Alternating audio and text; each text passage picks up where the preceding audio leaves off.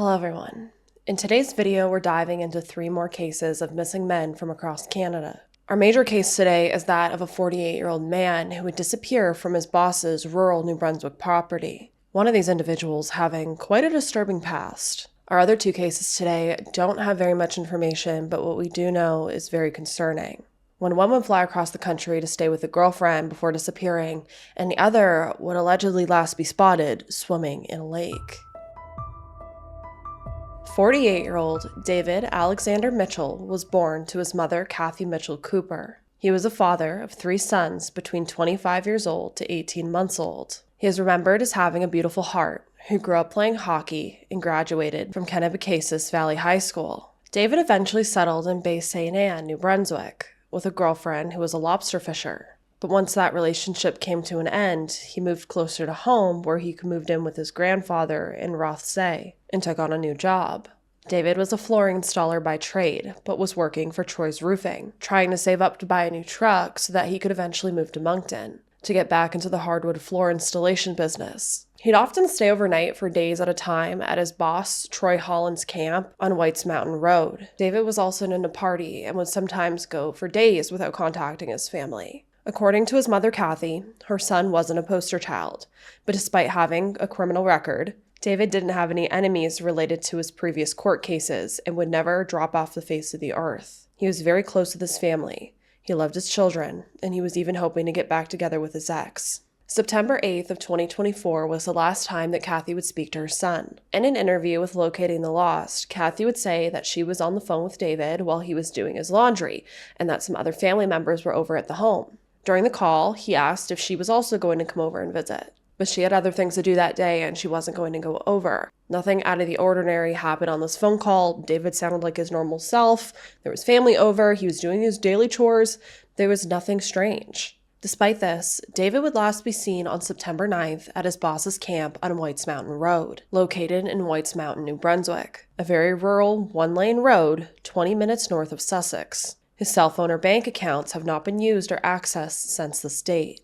After not hearing from her son for over a week and a half, Kathy contacted Troy Holland, her son's boss, who seemed to have told her kind of either multiple stories or just a confusion of stories. I've seen that Troy claimed that David had gone to a bar and that he was going to Bay St. Anne to see a couple of friends that lived up this road. He also noted or claimed that David often came and went from his property. This was strange to Kathy, though, because David didn't drive. He didn't have a vehicle at that time. And I think it's important to note that the closest bar was a 20-minute drive away from that camp. And Bay St. Anne is over 200 kilometers away. Troy allegedly didn't provide any further details as to when David left or how he traveled to the bar. But the story doesn't end there, because he would later tell Kathy that David had been on drugs again and had seemed extremely off when he had arrived at the camp. However, there were no signs of that when he had left, weeks earlier. His grandfather had actually given him a ride to Norton, where his uncle picked him up and drove him the rest of the way to the camp. All of this happening on September 9th, the last day he was seen. And they both contest that David wasn't in any state that his boss is claiming he was when he arrived at the camp, when they dropped him off, when they seen him that day. So how could he go from being completely fine to stepping out of the vehicle and his uncle pulling away and then him just being completely on drugs? It doesn't make sense. And I'd want to believe that his family does want him found, that if they had noticed he might have been on drugs and this may have been a factor playing into his disappearance, that they would have said something like that. Like, hey, yeah, he relapsed, or he was back on this and he was seeming a little off this day when I dropped him off and I was a bit concerned, etc., etc. But no.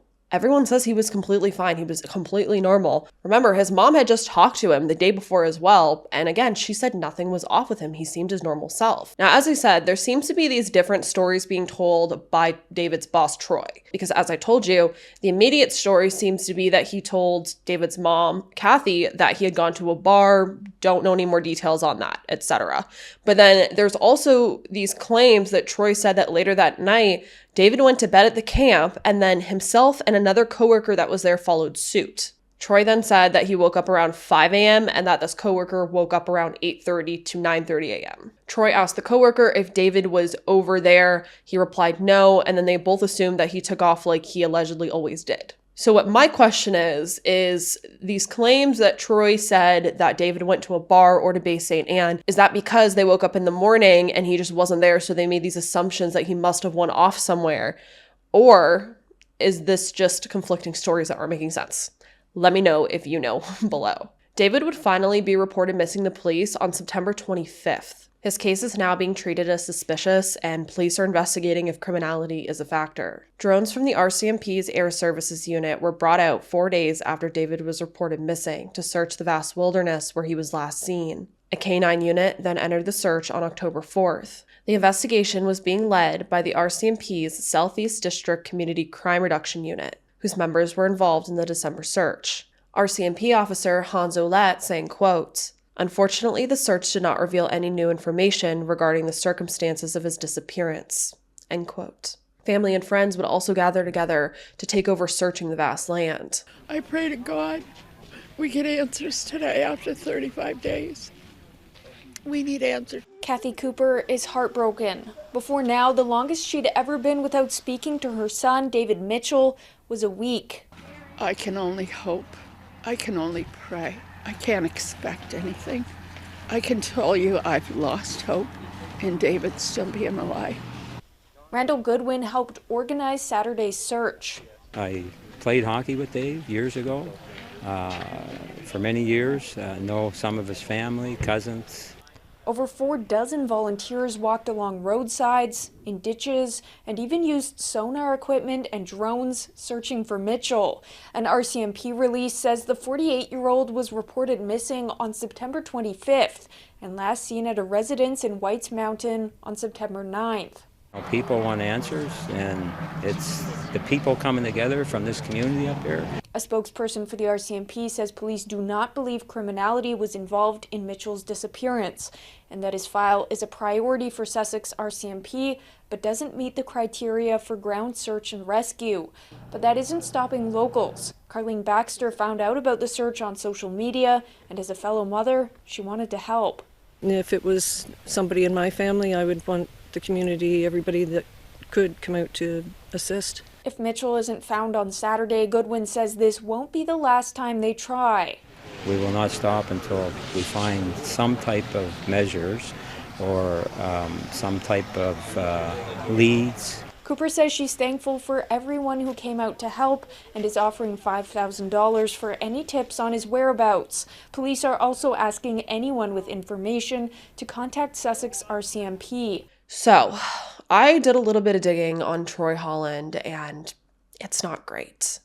According to a 2018 Telegraph Journal report, in 2016, a then 43-year-old Troy Andrew Holland was involved in an armed standoff with police near his home on Whites Mountain Road. This happened after a visitor at Troy's home called police at 1 a.m., claiming that he was shooting a rifle. Police found the caller in a vehicle near the scene with a female passenger, saying that they'd contacted Troy to borrow some money, and when they arrived at the home, he didn't answer anymore or pick up his phone. But after she threw a rock at his door, he greeted her with anger and demanded that she leave. But as her and the driver went to leave, they began hearing multiple gunshots directed towards their vehicle, and they called 911. Police would call Troy, but he refused to leave, which turned into an 8-hour standoff at his property, where finally negotiations led to his surrender at 9 a.m. A search of the property would turn up shell casings at Troy's doorstep, and his hands also tested positive for gunshot residue. He'd later plead guilty to weapons charges in December after he was arrested and denied bail on new charges. Older charges would reveal that this wasn't Troy's first rodeo with anger issues or law enforcement. In that incident, Troy had threatened an employee and owner of a bar when they refused to hire his friend as a bouncer there, because that's how you convince someone to employ your friend. Troy was said to utter racial slurs at the employees along with the threats. He would end up spending a few months in jail for this incident, and the judge would note that he had anger issues and needed to attend counseling. He was also ordered to provide a DNA sample to a national database. Just to add to this mess, Troy's twin brother Trevor has an even more extensive criminal record and issues with anger. In 2012, Trevor and a man named Andrew Brian Brown were charged with forcing their way into an apartment and assaulting a man in St. John. Then, in a viral 2013 video posted by the store owner, Troy can be seen going on an aggressive 6-minute tirade immediately after entering the store, slamming a newspaper down, waving a clenched fist at the two female workers, and making them fear for their lives. He is reported to be exceedingly intoxicated during this offense and will receive a 2-month jail sentence for it. In 2016, he was then charged with causing bodily harm to a woman. And apparently, they've even been arrested together for committing crimes. Around 20 years prior, the two brothers would be arrested for attacking a man and robbing him of $800. From what it looks like, they were found guilty on assault charges, and only Trevor was charged with the robbery. But of course, just because someone has a criminal past doesn't mean that they did something to David. Of course. But it is just very, very interesting and quite concerning. And Troy would defend just that, writing in a Facebook post, quote, "And to let everyone know, David Mitchell has been a very good friend of mine and an employee. I'm very upset and very worried about him. I want everyone to know that I've been nothing but cooperative with the RCMP. They came on 3 occasions, and even with the dogs and drones. The first time the RCMP came up there, 3 officers were asking about David. The second time they showed up, they asked me to sign paperwork for them to have permission to fly their drones around the property. I gladly signed it. And the third time, they came up asking for permission to have a cadaver dog come up and search the property again. I gladly signed the paperwork saying yes. David left that night, the same day he came up. My brother Trevor was never here at all. Trevor has not been at the camp for over 8 months. However, Trevor is upset he is just sticking up for me and my business, like any other normal person would do. I've been in business for over 32 years. I hope the people that are coming up here are coming up looking for David and with good intentions. God bless." End quote. Now, as I said, Troy is innocent until proven guilty in a court of law. He has not been arrested. Police haven't, named him specifically as a suspect or anything like that. And as I said, just because someone does bad things doesn't mean that he specifically did something bad to David. It's not just, the newspapers reporting all of these crimes. It's also a lot of locals talking about these brothers and this family and their company and shady things that they do. And if you just look at this post that Troy made, there is a retaliating comment below, which reads, quote, "Trevor is pretty good at threatening people. He done it to me when you hit me and broke my nose in 2 places and split my face open going after Nancy that time who said she was pregnant. But instead you hit me and then walked out and left me laying on the floor." End quote. And comments like that aren't the only ones that I've seen floating around online. There's a lot of claims of the Holland twins being very shady, very dangerous, and that it's like a known thing in the community. With a quick Google search, you can find it all over the internet. Meaning that one of the individuals that was last seen with David, along with this unnamed coworker, we don't know who that is, or at least I couldn't find any information on this individual. His boss that was there that night, who admits that he was there that night, is an individual who is known to pull guns on people on his property, who has threatened people in inconsequential situations, who has assault charges, and who is noted to have anger issues. And that's terrifying for David's fate. At least we can admit that. On top of that, Troy's versions of events just don't make sense. Some of them don't even line up with what other witnesses claim. It would make sense if Troy said, "Hey, yeah, that night we got drinking, we did some drugs or something, David wandered off." But no, Troy's claiming that David showed up to his property in a state that, concerned him. He seemed like he was, out of his mind, like he was on drugs or something, when his very own family, who dropped him off there that day, said he was fine when they dropped him off. Again, it would make more sense if, they just said, "Oh yeah, we got into something," or "David took something, we don't know what he took and wandered off." But no, that's not what they're saying. The claims that he went to a bar or went all the way to Bay St. Anne's, unless there's another area nearby that they call Bay St. Anne's as well, just don't make sense as well. Again, it's a 20-minute drive to the nearest bar, and David didn't have a vehicle. And it's not like Troy said he borrowed a vehicle or got picked up by someone. He just claims that he wandered away, it seems like, to go to one of these places. And none of it makes sense. Again, it's not like he said, "Oh yeah, he always goes over to the neighbor's house and gets a ride from them. He wants to go to the bar," or this and that. There's no one else included in these stories. They're just very vague. But again, if these individuals that David was last known to be with are completely uninvolved in this, it's very unlucky for some of these individuals to have these kind of pasts and to have been the last ones to see him alive. Very coincidentally unlucky. But that's all the information we have. David disappeared last year and he has never been heard from again. None of his bank accounts have been accessed. None of his social medias have been used again. He hasn't contacted friends or family. He hasn't shown up to work. He just completely dropped off the face of the earth after going up to that camp. So what happened to David and where is he?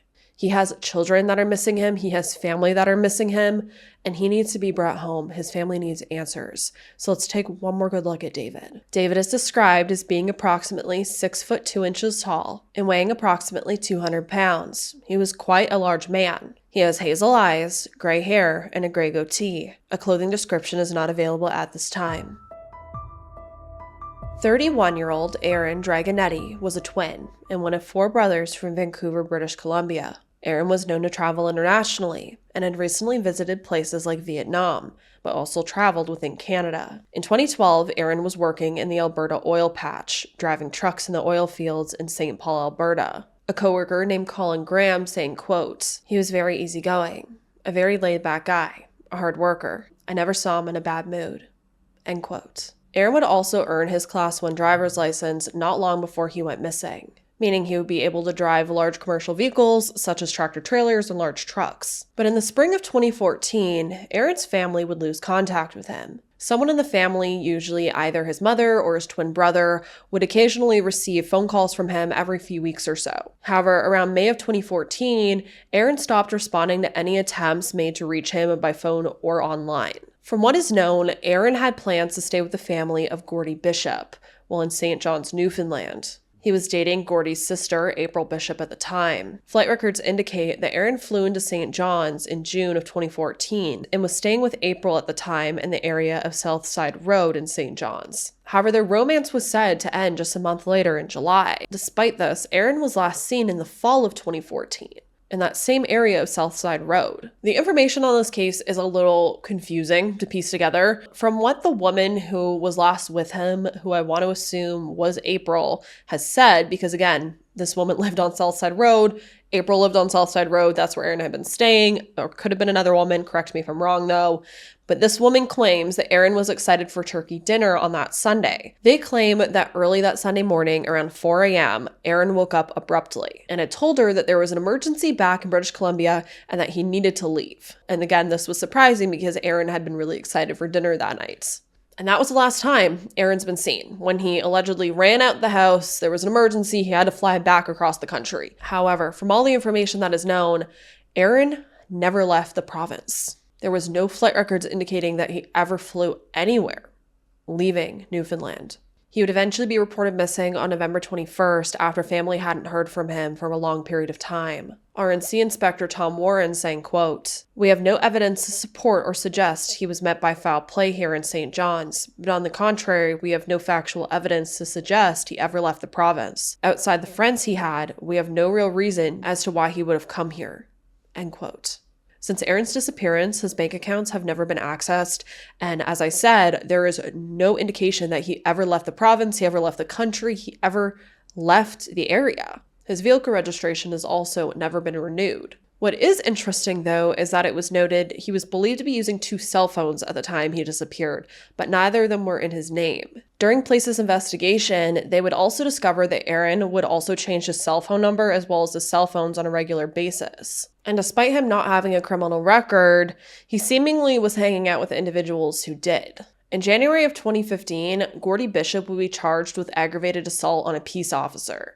Assaulting a peace officer with a weapon, break and enter after he broke into Peter Easton's pub on Cookstown Road, and then dragged a police officer with his getaway vehicle while trying to escape. The officer would end up spending 4 days in the hospital. A year later, Gordie Bishop would be exiled from the province of Newfoundland after he was found guilty. He would be sentenced to time served after spending 825 days in jail. And wasn't just banished from the province, he also had a 1-year probation, a 3-year driving ban, and an order to leave the province while serving probation. Honestly, he was let off easy in my opinion. A far-flung theory that is put forward is that Aaron had left the country to go back to Vietnam. However, there's again no evidence of that. There's no indications that he ever flew anywhere. The only reason for that theory is because him and a friend had flown there in the past. Family has also tried to request the case files for their son's case. However, police have denied them that. But the mystery as to what happened to Aaron is just that. It's a mystery. No one truly knows. He was there 1 second and apparently ran out for an emergency. Aaron is described as standing approximately 5 foot 10 inches tall, 180 pounds, with brown hair and brown eyes. There's no information as to what he was last seen wearing. 31-year-old Brandon Pollock was known to be a very active young man that enjoyed mountain climbing and typically took the transit or walked to his destinations where he lived in Hamilton, Ontario, a city an hour southwest of Toronto and an hour northwest of St. Catharines. He would last be seen leaving his residence in the area of Herkimer Street and Caroline Street in Hamilton on Tuesday, September 10th of 2019, just after 4 a.m. His mother would report him missing not long after that when he failed to return home or to show up to school the following day. Now, despite this case having very little information, this is where things would get strange. After making his disappearance public, investigators would say that 3 males on a boat would come forward claiming that they may have spotted Brandon swimming near the lift bridge in Lake Ontario, about 1 kilometer off the shoreline, in the middle of the boat channel. And because of this, the boaters would go on and check on his well-being. And the swimmer advised them that, he was okay, and he waved them on. Detectives would say that the boaters would turn around and drive back a second time because it was just not normal that this man was swimming in this area. And this time, they decided to record their conversation with the swimmer on a mobile phone, but that information has not been released. The swimmer once again advised the men on the boat that he was fine and encouraged them to move on. The boaters would reach out to police on September 12th, and this is when they would provide the video as well as photos of the swimmer. Now, I'm not sure what the quality of, this footage is. Was he close by the boat? Can you get a really good look at his face? For sure to know. Police would show Brandon's family members the photos and the video footage, and they told detectives that they believed that the man that was swimming in the lake was Brandon. Now, again, Brandon was known to, do mountain climbing and do a lot of outdoor activities and such, but why would he, at 4 a.m, go to the lake and start swimming in it?